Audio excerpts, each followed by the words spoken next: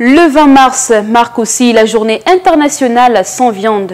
Devrait-on arrêter de consommer la viande? Le coach en bien-être Didier Tomba répond.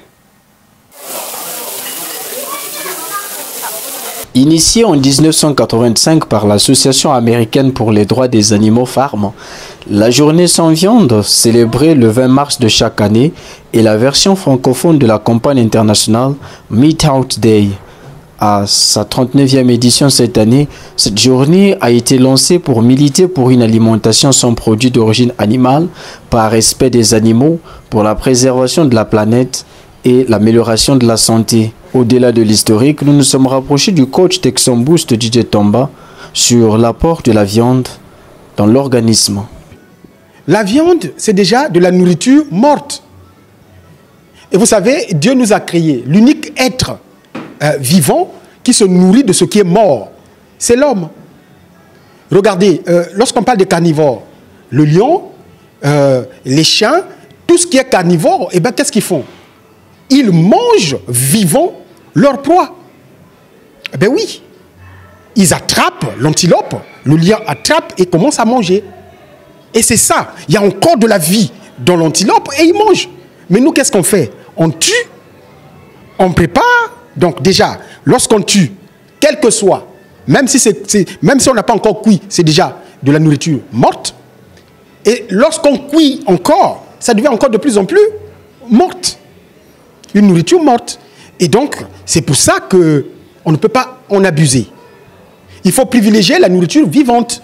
La nourriture vivante, c'est la nourriture, notamment qui nous apporte le carburant dans notre corps. En premier lieu, les fruits. Lorsqu'on a les fruits, c'est le carburant du corps. Les légumes s'occupent notamment de l'ossature. Voilà. Donc, ça, c'est du vivant. Faut-il arrêter de consommer la viande au profit des légumes? Le coach Didier Tomba opte plutôt pour l'équilibre. Dire qu'il faut laisser totalement la viande ou la viande rouge, et ça serait une aberration. Il faut simplement savoir de quoi il s'agit et comment manager, notamment entre tout ça, entre la nourriture vivante et la nourriture morte, et entre la viande blanche et la viande rouge. Voilà. Donc il faut simplement avoir l'information, parce que l'information, s'il vous plaît, c'est l'or du XXIe siècle. L'information. Il faut être informé. Lorsqu'on n'est pas informé, on ne s'improvise pas. La viande blanche serait-elle préférable à la rouge? La viande blanche serait préférable à la rouge. Attention, ce n'est pas toutes les viandes blanches.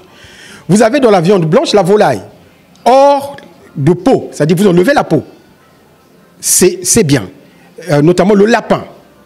Le veau également a une partie, notamment, est très bien. Pourquoi on dit ça? C'est parce que cette viande contient non seulement de très bonnes protéines, mais aussi des acides gras insaturés. Mais la viande rouge, notamment le bœuf et consorts, ça contient des acides gras saturés, donc des oméga 6, qui sont difficiles notamment à ingérer, notamment à assimiler par l'organisme. Les acides gras insaturés libèrent un peu toute la circulation sanguine, aident à la libération de la circulation sanguine. Et le sang, c'est la vie. Donc, du coup, il faut faire très attention. Le porc, par exemple, a des acides gras saturés. Donc, on ne peut pas dire de façon systématique que la viande blanche est bonne. Pourtant, le porc, on a tendance à dire que c'est la viande blanche, mais attention, il faut en manger de moins en moins.